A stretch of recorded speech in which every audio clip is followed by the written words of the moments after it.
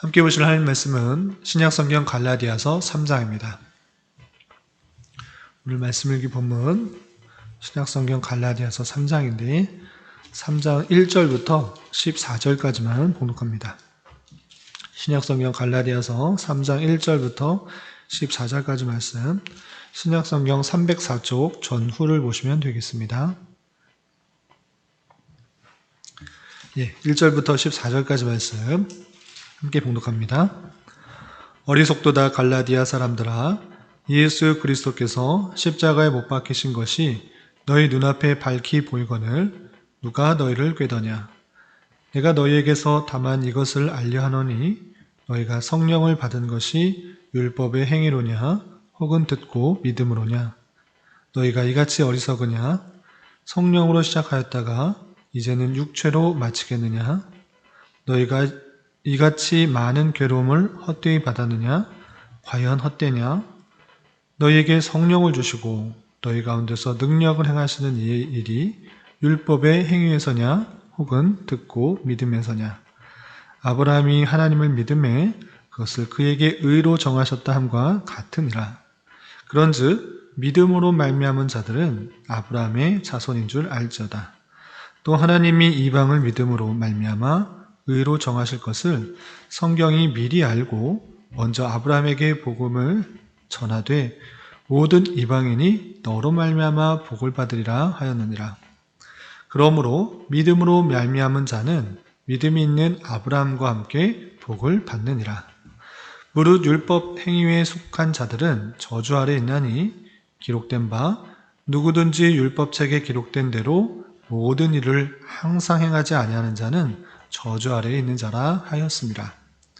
또 하나님 앞에서 아무도 율법으로 말미암아 의롭게 되지 못할 것이 분명하니 이는 의인은 믿음으로 말미암아 살리라 하였습니다. 율법은 믿음에서 난 것이 아니니 율법을 행하는 자는 그 가운데서 살리라 하였느니라.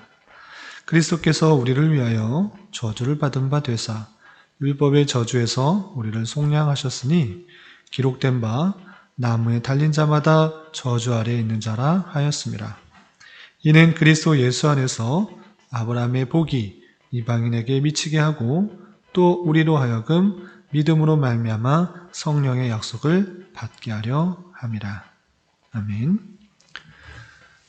말씀 읽기 본문은 갈라디아서 3장입니다. 3장 다 읽진 않았는데 우리 3장 1절부터 마지막 29절까지를 두 부분으로 나누면, 이해하기 쉽게 두 부분을 나누면 우리가 읽었던 1장 1절부터 14절까지는 미신칭의 내용을 강하게 설명하고 있는 그런 부분입니다. 그것을 증거할 때, 이신칭의 내용을 증거할 때 경험적인 논리와 또 구약의 예를 들어서 믿음으로 말미암는 구원에 대해서 다시 한번 설명하면서 갈라디아 성도들이 이신칭의의 내용을 버리고 행위로서 의롭다함을 받으려고 하는 그런 모습을 강하게 질책하는 내용이 14절까지 이어지고요. 그리고 15절부터 29절까지는 여러 가지 이야기 예를 들어서 율법의 용도, 율법이 왜 쓰이는 것이 어떤 이유로서 사용되었는지를 잘 밝혀주고 그거의 한계에 대해서 설명해 주고 있습니다. 두 부분으로 나누어서 이해하시면 될 것입니다. 그렇다면 그 내용을 조금 더 구체적으로 좀 살펴보도록 하겠습니다. 3장 1절 보면 이렇게 시작되고 있습니다. 어리석도다 갈라디아 사람들아. 어떤 편지글에 상대방에게 읽는 것을 알매도 불구하고 상대방에게 어리석도다, 멍청하다, 바보 같다 이렇게 쓰는 글이 쉽지 않습니다. 편지글에 그렇게 직접적으로 이렇게 표현하기가 쉽지 않음에도 불구하고 바울 사도께서는 갈라디아 성도들에게 어리석도다 이렇게 표현하면서 시작하고 있는 것입니다. 여기서만 3장 1절에서만 표현된 것이 아니라 또 3절에서도 이렇게 표현되고 있습니다. 너희가 이같이 어리석으냐, 상대방에게 어리석다 두 번씩이나 반복하면서 그들을 책망하고 있는데 왜 무엇 때문에 이렇게 책망하고 있는지 좀 내용들을 살펴보도록 하겠습니다. 3장 1절 계속해서 보면 어리석도다 갈라디아 사람들아, 예수 그리스도께서 십자가에 못 박히신 것이 너희 눈앞에 밝히 보이거늘 누가 너희를 꾀더냐? 예, 어리석다, 멍청하다, 올바르지 않다라고 강하게 질책하면서 예수 그리스도께서 십자가에 못 박히신 것을 너희는 확실히 알고 눈앞에 보이지 않느냐? 그런데 그것을 누가 깨어서 예수 그리스도께서 십자가에 못 박힌 그 내용을 알매도 불구하고 그 내용이 무너지게 아무 소용이 없는 것 같이 만드느냐? 이렇게 강하게 질책하고 있는 것입니다. 2절 계속해서 보면 내가 너희에게서 다만 이것을 알려 하노니 너희가 성령을 받은 것이 율법의 행위로냐 혹은 듣고 믿음이로냐 라고 표현하면서 갈라디아 성도들이 성령을 받은 것 경험적으로 너희들을 생각해 보아라. 너희가 열심히 모든 율법을 다 행했기 때문에 성령님을 받은 것이냐 성령님을 받은 것이냐 아니면 복음의 내용들을 듣고 믿음으로 성령을 받게 된 것이냐 너희가 한번 경험적으로 생각해 보라 라고 표현하고 있는 것입니다. 경험적인 내용을 통하여서 행위로서 구원받는 것이 아니라 믿음으로 구원을 받는 믿음으로 성령을 받는 그런 이치를 설명하고 있는 것입니다. 그래서 3절 보면 너희가 이같이 어리석으냐 성령으로 시작하였다가 이제는 육체로 마치겠느냐 너희가 이같이 많은 괴로움이 헛되이 받았느냐? 과연 헛되냐?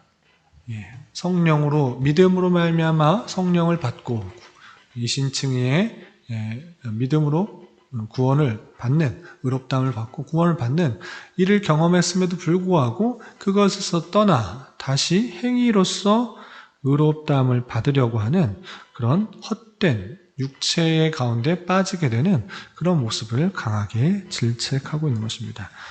그래서 5절 보시면 너에게 성령을 주시고 너희 가운데서 능력을 행하시는 이의 일이 율법의 행위에서냐 혹은 듣고 믿음에서냐 라고 강하게 질문하면서 듣고 믿음으로 말미암아 성령을 받고 또 의롭다함을 받고 구원을 얻는 것이기 때문에 너희가 다시 그 복음의 내용을 떠나 율법을 행함으로 의롭다함을 받으려는 그런 내용들에서 떠나라 이렇게 표현하고 있는 것입니다. 6절 이하에서는 그 내용을 경험적으로 너희들에게 물어보면서 성령을 받은 것이 믿음으로 듣고 믿음으로 말미암아 성령을 받은 것과 같이 구약에 있는 선조들이 듣고 믿음으로 말미암아 의롭다함을 받았다라는 것들을 구약의 내용들을 다시 한번 언급하면서 설명하고 있는 것입니다. 6절 이하는 아브라함의 예를 들면서 설명하고 있는데 이렇게 표현하고 있습니다. 6절 보면 아브라함이 하나님을 믿음에 그것을 그에게 의로 정하셨다함과 같으니라. 아브라함의 예를 들어서 설명하는 것입니다. 아브라함이 하나님을 믿었을 때 그것을 의로 정하셨다, 의롭다 하셨다 이렇게 나와 있지 않느냐. 그것과 마찬가지로 우리가 의롭다함을 받을 수 있는 것은 오직 믿음으로 말미암는 것이다 이렇게 표현하고 있는 것입니다. 7절에 그런즉 믿음으로 말미암은 자들은 아브라함의 자손인 줄 알지어다. 믿음으로 말미암아 의롭다함을 받는 사람은 모두 아브라함과 같은 그런 계통의 사람이다. 아브라함의 자손이다. 믿음으로 말미암아 구원을 받는 것은 그게 온전히 아브라함의 자손이지 혈육적으로 이어진다고 해서 아브라함의 자손이 아니다. 이렇게 표현하고 있는 것입니다. 또 구체적인 예를 구약 성경의 내용을 통해서 설명하고 있습니다.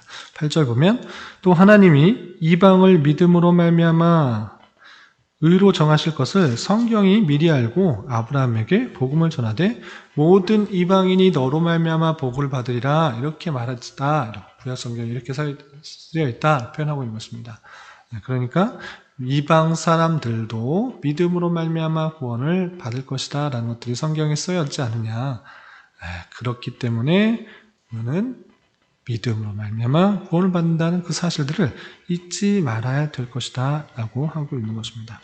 그렇다면 율법을 지킴으로 말미암아 의롭다함을 받는 사람들은 어떤 문제가 있는가? 그것을 핵심적으로 이렇게 찍어주고 있습니다. 10절 보면 무릇 율법의 행위에 속한 자들은 율법을 지킴으로 말미암아 의롭다함을 받으려는 그런 사람들은 저주 아래에 있나니 저주 아래에 있는 것이다. 율법의 저주 아래에 있을 수밖에 없다. 왜냐? 기록된 바 누구든지 율법책에 기록된 대로 모든 일을 항상 행하지 아니하는 자는 저주 아래에 있는 자라 하였습니다. 이렇게 되어 있습니다. 그러니까 기록되어 있길래 율법 아래 누구든지 율법책에 기록된 대로 율법에 많은 그런 하나님의 말씀들이 기록되어 있는데 그 모든 일을 항상 행하지 아니하는 자는 저주 아래에 있다. 율법의 내용이 그냥 우리가 단순히 지킬 수 있고 모든 것을 좀 행할 수 있는데 그것을 못 지키는 정도가 아니라 모든 율법을 항상 행하지 아니하는 자는 저주 아래에 있다. 이렇게 표현하고 있는 것입니다. 그러니까 내가 의롭다라고 생각할 수도 있는데 그냥 그것은 그냥 자신의 기준일 뿐이지 하나님께서 주신 말씀의 기준에 볼 때 그 모든 말씀을 항상 지킬 수 있는가? 그렇지 않기 때문에 그 많은 율법 중에 항상이 아니든지 아니면 그 하나라도 지키지 않으면 저주 아래 있게 되는 그런 모습이 있는 것이다. 그렇기 때문에 율법을 통해서는 우리가 의롭다함을 받을 육체가 사람이 한 명도 없다라는 것들을 알아야 된다. 율법의 내용들을 아래에 있다고 하면 그 저주 아래에 있는 자다. 우리가 율법의 행위를 통해서 하나님을 기쁘시게 할 수 없다라는 사실들을 잘 알아야 될 것입니다. 그래서 11절에서 보면 또 하나님 앞에서 아무도 율법으로 말미암아 의롭게 되지 못할 것이 분명하니 이는 의인은 믿음으로 살리라 하였습니다. 라고 표현하면서 구약의 이야기들을 구약의 말씀들을 인용하면서 율법으로 말미암아 의롭게 되는 것이 아니라 믿음으로 말미암아 의롭게 되고 믿음으로 말미암아 살게 되는 그 이야기들을 구체적으로 설명하면서 오직 우리가 의롭게 되고 구원받는 것이 행위로서가 아니라 믿음으로써 된다라는 사실들을 잘 알아야 될 것입니다. 그래서 이런 말씀을 대하면서 내 자신이 정말 구원을 받았나 이렇게 생각할 때 내가 죄인인가를 먼저 생각해야 되는데 하나님의 율법에 근거하여서 볼 때 내가 얼마나 죄인인가를 먼저 깨닫고 이런 죄인임에도 불구하고 내가 복음을 듣고 또한 믿음이 생겨서 구원을 받을 수 있다는 것은 놀란 하나님의 은혜다. 하나님의 택하심이 먼저 있고 하나님의 주권 가운데 나를 부르셔서 또한 복음을 듣게 하시고 구원케 하신다는 그 사실들을 잊지 말아야 될 것입니다. 그렇다면 이렇게 생각할 수 있습니다. 그럼 하나님께서 주신 율법들 온전히 지키지도 못할 것인데 다 지킴으로 말미암아 구원을 받을 수 있는 육체가 없을진데 왜 율법을 우리에게 허락하셨는가? 율법을 주셨는가? 라고 질문할 수 있는데 그것의 이유, 율법을 주신 이유, 율법의 용도와 한계를 15절 이하 이렇게 잘 설명해 주고 있습니다. 그 핵심적인 내용이 23절부터 25절까지 있는데 제가 한번 읽어보겠습니다. 23절 믿음이 오기 전에는 우리는 율법 아래 매인 바 되고 계시될 믿음의 때까지 갇혔느니라. 이같이 율법이 우리를 그리스도께로 인도하는 초등교사가 되어 우리로 하여금 믿음으로 말미암아 의롭다함을 얻게 하려 함이라. 믿음이 온 후로는 우리가 초등교사 아래에 있지 아니하도다. 아멘. 율법의 용도를 이렇게 표현하고 있는 것입니다. 믿음이 오기까지는 예수님께서 오시기 전까지는 율법 아래 매인 바 되어서 내 자신이 스스로의 힘으로 구원을 받을 수가 없다라는 것들을 깨닫게 해주는 그런 초등교사, 기본적인, 기초적인 교사와 같다. 그러니까 참된 믿음으로 가게 하기 위한, 인도하기 위한 하나의 수단이다라는 것입니다. 그래서 율법을 통해서 우리가 구원을 받을 수 없다라는 것들을 깨닫고 참된 구원으로 오실 그 믿음의 대상을 깨닫도록 하는 것이 율법의 용도다라는 것입니다. 율법을 통해서 구원을 받으라는 것이 아니라 율법을 지킬 수가 없다라는 것을 깨닫고 참된 믿음의 대상을 예수 그리스도를 바라도록 그렇게 하는 것이 율법의 용도요, 율법의 한계다라는 것들을 보여주고 있는 것입니다. 이런 내용을 통하여서 우리가 내 자신을 점검할 때 내 자신의 기준은 그냥 세상적인 기준, 도덕적인 법, 그냥 뭐 세상적인 법들 통해서 그냥 바라보는 것에 그치는 것이 아니라 하나님께서 주신 율법의 내용들이 얼마나 기준이 높고 또 큰지를 되돌아보면서 우리가 그것을 온전히 지킴으로 말미암아 구원을 얻을 수가 없다는 사실들을 다시 한번 깨닫고 오직 예수 그리스도의 공로에 힘입어서 우리가 구원을 받는다라는 사실들을 잘 아는 수단으로서 여길 수가 있어야 될 것입니다.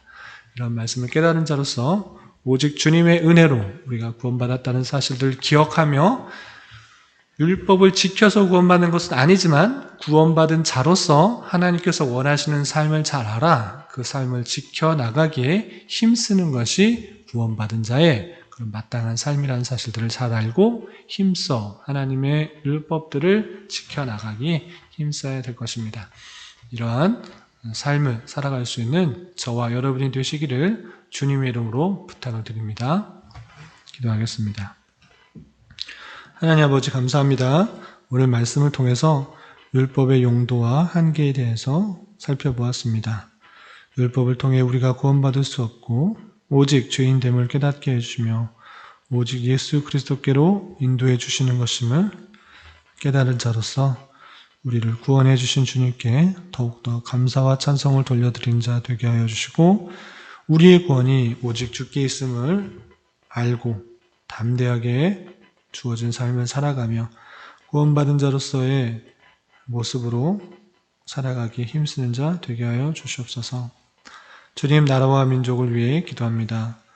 코로나19 바이러스로 인하여 많은 어려움 가운데 있는 이 나라를 주님 붙들어 주시고 긍휼히 여겨 주시사 하나님을 믿고 올바로 섬기며 또한 함께 모여 예배하며 성도 간에 자유롭게 교제하는 신앙생활들이 막히지 않도록 주님 긍휼을 베풀어 주시옵고 올바른 정치를 통해 이 나라가 자유와 민주와 평화 속에서 온전히 다스려질 수 있도록 인도하여 주시옵소서.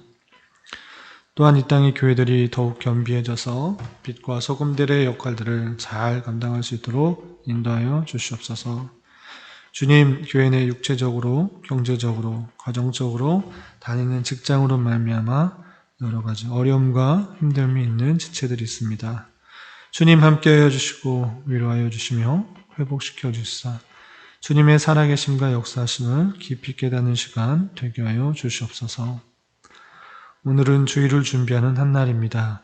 예배를 사모하며 준비하는 모든 이들을 위해 주님의 풍성한 은혜를 더하여 주시옵소서.